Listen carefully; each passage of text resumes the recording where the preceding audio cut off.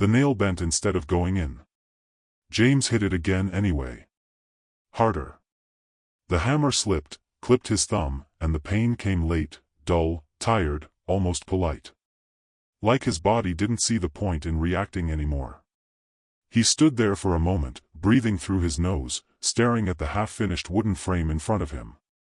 A cheap remodel. One more job that barely covered gas and groceries. San Diego sunlight poured through the open garage, warm and bright, like it was mocking him. 55 years old, and this was still his life. James Williams wiped his hand on his jeans and picked the nail up off the concrete. It was slightly crooked now. Useless. He dropped it into the coffee can with the others, bent nails, stripped screws, things that didn't work anymore but hadn't been thrown away yet. He had a habit of keeping things like that. The garage smelled like sawdust and oil. Familiar. Safe. It was the only place where his thoughts slowed down enough not to hurt. Outside, the world kept asking questions he didn't have answers for.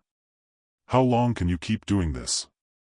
What happens when your body finally quits? What exactly was all this work for? James picked up another nail. Lined it up. This time, his hand shook. He stopped. That was new. Not the shaking, he'd had that for years, especially in the mornings, but the sudden thought that came with it, I can't keep doing this. The thought landed heavy. Final. Like a door quietly closing. He leaned the hammer against the frame and lowered himself onto an overturned bucket. His knees complained. His back followed. Everything in him felt used up, like a tool that had done its job one too many times. From the doorway, Buster watched him. The dog was old too. Graying around the muzzle, one ear that never stood straight anymore. He didn't bark. He just looked at James with that steady, waiting expression, as if he knew James would explain eventually. Yeah, James muttered, more to himself than to the dog. I know. He reached into his pocket and felt the folded piece of paper there. The edges were soft from being handled too many times. He hadn't opened it since that morning, but he didn't need to. He already knew what it said. Final notice. He'd worked his whole life. Construction. Roofing. Framing. Anything that paid. He'd shown up early, stayed late, taken the jobs nobody wanted. He'd told himself that consistency mattered. That loyalty mattered. That if you kept your head down long enough, something would eventually break your way. It never did. The paper burned against his leg like it was alive. From inside the house came the faint sound of a television, Carol watching the afternoon news. He didn't go in. He already knew what her face would look like when she saw him empty-handed again. Not angry. Worse. Tired. Careful. Like every word had to be measured so it wouldn't crack something fragile between them. And Brian. James exhaled slowly. His son hadn't called in weeks. James stood back up, joints popping, and forced himself to finish the frame. One board at a time. One nail at a time. That was how he'd survived everything, by breaking life down into small enough pieces that it didn't crush him all at once. When the job was done, the client barely looked up from her phone. She handed him an envelope. Cash. Light. Too light. James didn't count it until he was back in his truck. When he did, his chest tightened. It was short. Not by much. Enough to notice. Enough to matter. He sat there with his hands on the steering wheel, staring at nothing. This was it, then. This was what his life added up to. He thought, briefly, about praying. The idea came and went like a wave that didn't quite reach shore. He hadn't prayed properly in years. Not since asking for things had started to feel embarrassing. What do you say when you've already used up all your chances? Buster whined softly from the passenger seat. James reached over and scratched behind the dog's ear. All right, he said quietly. All right. He started the engine and pulled out onto the street, heading home, not knowing that one small decision, one he hadn't even realized he was about to make, was already waiting for him. And that it would cost him everything he had left. Dinner sat untouched on James's plate. Carol had cooked anyway. She always did. Meatloaf, a little too dry. Mashed potatoes going cold. The television murmured in the background, some story about rising housing prices, smiling people holding keys like trophies. James stared at the fork in his hand, as if he'd forgotten how it worked. "You get paid today?" Carol asked, not looking at him. There it was. Not accusation. Inventory. "Yeah," he said. Then, after a second, "Mostly." She nodded. A small nod. Like she'd expected that answer and was already adjusting something invisible in her head, numbers, dates, sacrifices. She reached for the salt shaker, her hand stopping just short when she noticed it was empty. "I'll pick some up tomorrow," James said quickly. Carol's mouth tightened. "We're running out of a lot of things." He knew. He knew every single one. The pantry gaps. The overdue bill folded behind the microwave. The way she turned lights off too fast now, like electricity was a luxury instead of a given. Buster lay at James's feet, chin on his boot, tail thumping once when James shifted. The dog didn't ask questions. That was the difference. "I talked to Brian," Carol said suddenly. James's fork froze halfway to his mouth. "When?" he asked. "Last night." His chest tightened. "And?" She finally looked at him then. Really looked. "He's worried about you." James almost laughed. It came out as air through his nose. "That makes one of us. He thinks you should slow down. Maybe stop working so much." "With what money?" James snapped, then immediately regretted it. Carol flinched. "Not much, but enough." "That's not what I meant," she said quietly. "He mentioned selling the house. Eventually." The word eventually hit harder than the rest. "This is my house," James said. The sentence came out rough, instinctive. Protective. "It's our house," Carol replied. "And it's almost paid off. That's why he brought it up."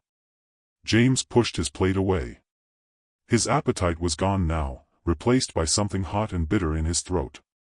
"So that's it," he said. "After all these years, we cash out and disappear." Carol sighed. "James, I'm tired." The way she said it scared him more than the words themselves. No anger. No drama. Just truth. "So am I," he said. They sat there in silence, the kind that grows teeth if you let it. Later, James stood in the garage alone, the door half open to let the night air in. The bent nails can sat where he'd left it.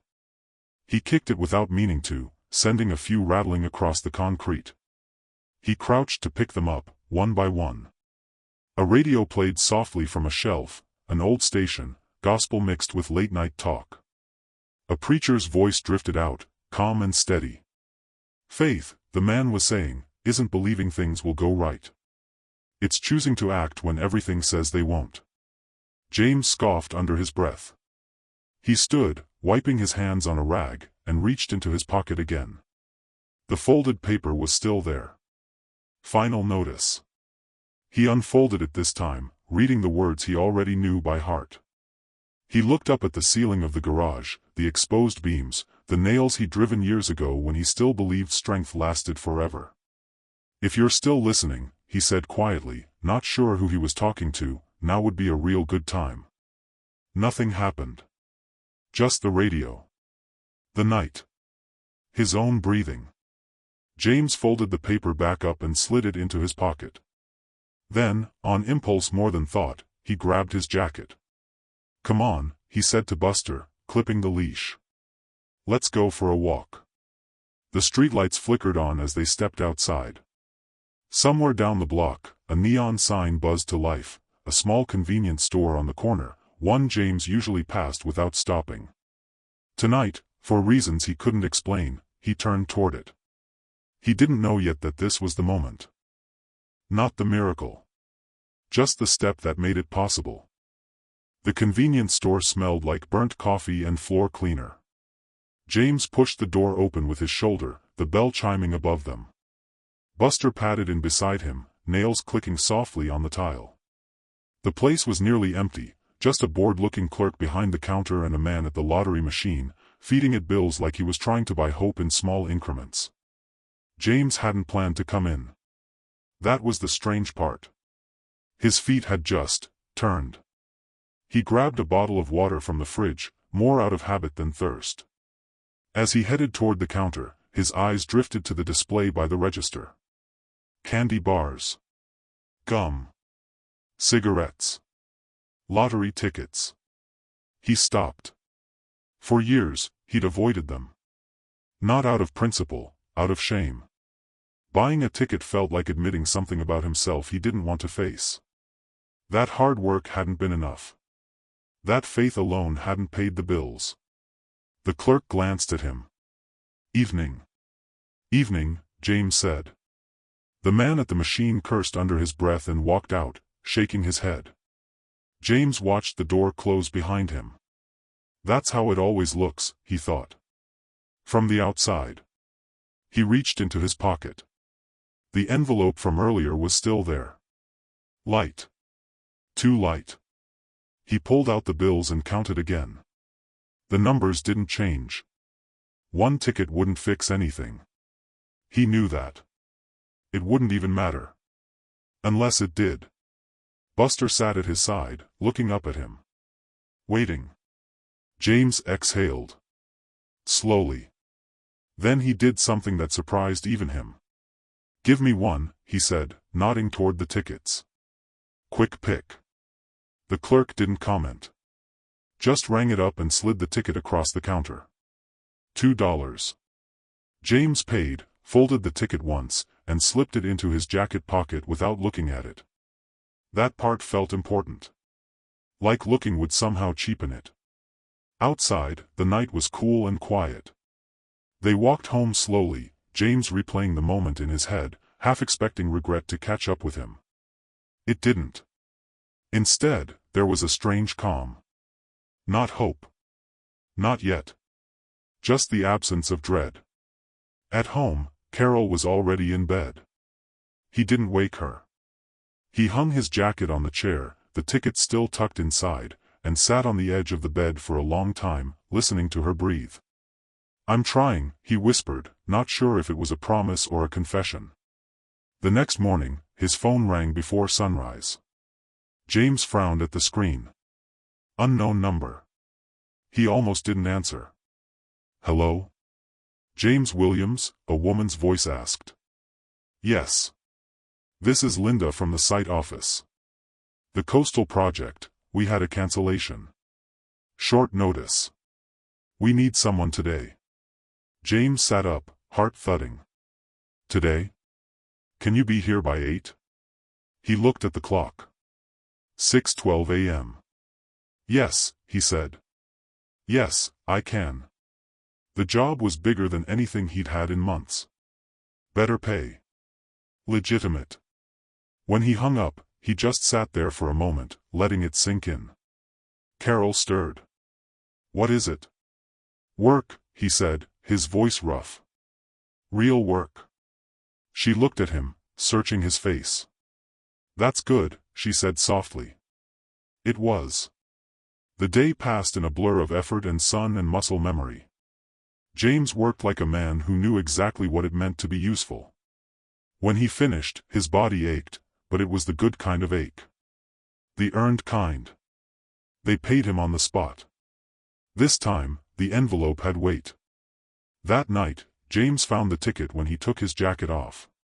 It slipped out and fluttered to the floor. He stared at it for a long moment before picking it up. The drawing wasn't until tomorrow, he realized. He set it on the kitchen counter, next to the stack of unpaid bills. For the first time in a long while, James went to bed without feeling like the ground was about to give out beneath him. He didn't know it yet, but the worst part was over. And the most dangerous part was just beginning. James woke before the alarm. That almost never happened anymore. Usually his body dragged him out of sleep like a debt collector, slow, painful, unavoidable. This time, his eyes opened quietly, like something inside him had already been awake for a while. The house was still dark. Carol's breathing was even. Buster lay curled at the foot of the bed, tail thumping once when James moved.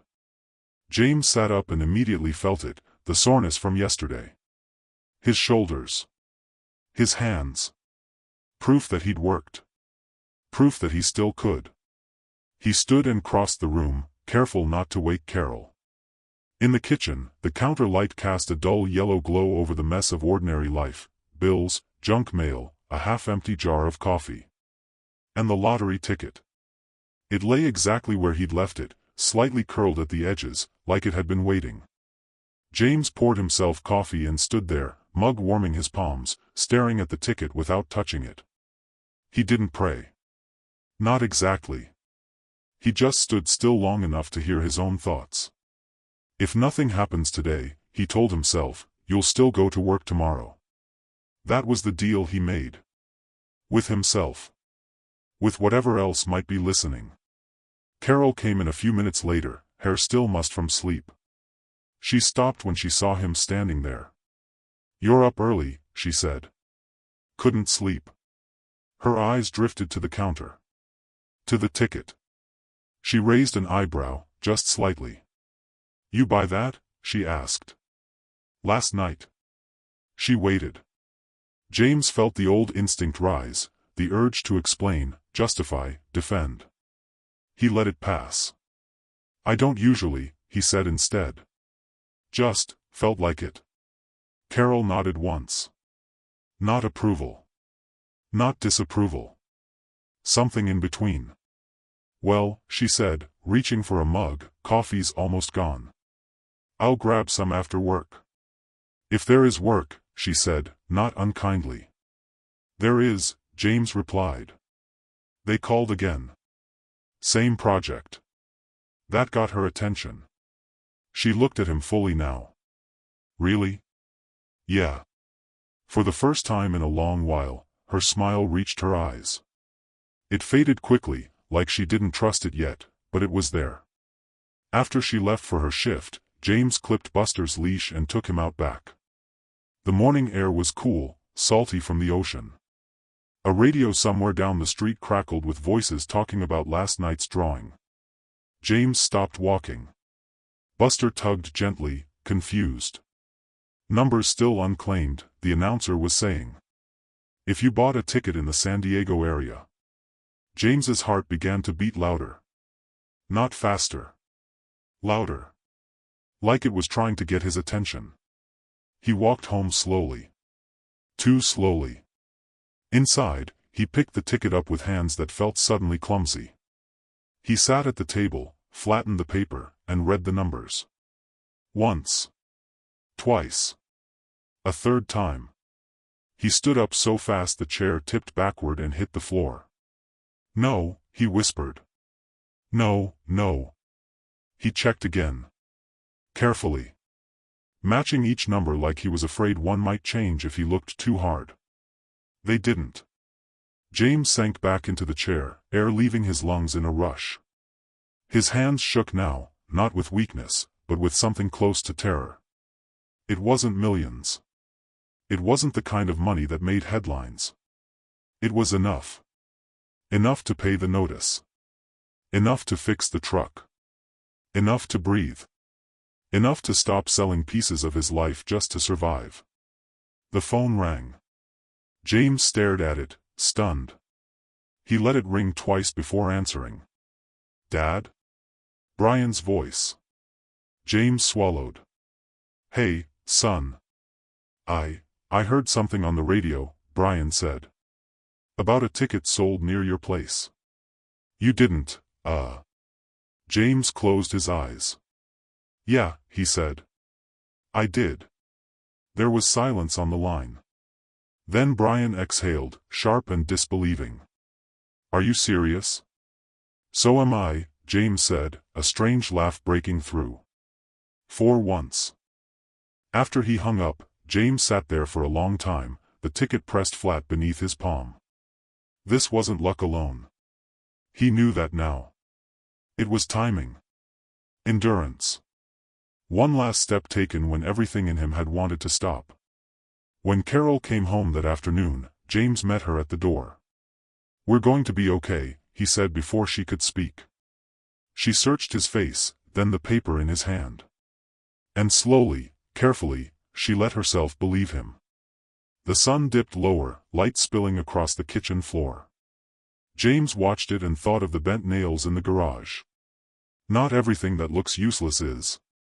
Sometimes it's just waiting for the right moment to matter. James didn't tell anyone else right away. Not the neighbors. Not the guys from the job site. Not even the clerk at the convenience store who'd sold him the ticket. He needed time to understand what had happened before the world got its hands on it. The check came 2 weeks later. It was printed on heavy paper, his name typed clean and official across the top. James held it in both hands at the kitchen table, afraid it might feel less real if he only touched it with one. Carol sat across from him, fingers wrapped around her coffee mug. She didn't rush him. She'd learned that patience the hard way, through years of waiting for things that didn't come. "It's real," she said softly, as if reading his thoughts. "I know," James replied. "I just want to sit with it a minute." He paid the notice first. Walked into the office himself. Stood at the counter and slid the check across without saying a word. The woman stamped the paper, handed him a receipt, and moved on to the next person. Just like that, the worst fear he'd been carrying for years disappeared. No fireworks. No announcement. Just gone. Next came the truck. The mechanic wiped his hands on a rag and whistled when James told him to fix everything, not just the bare minimum. "You sure?" the man asked. James nodded. "Yeah. I'm sure." When Brian came over that weekend, he hugged his father longer than usual. Didn't say much. He didn't need to. Some things didn't require explanation.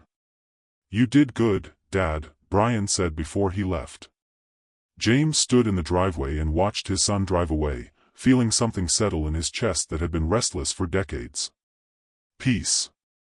The biggest change didn't happen all at once.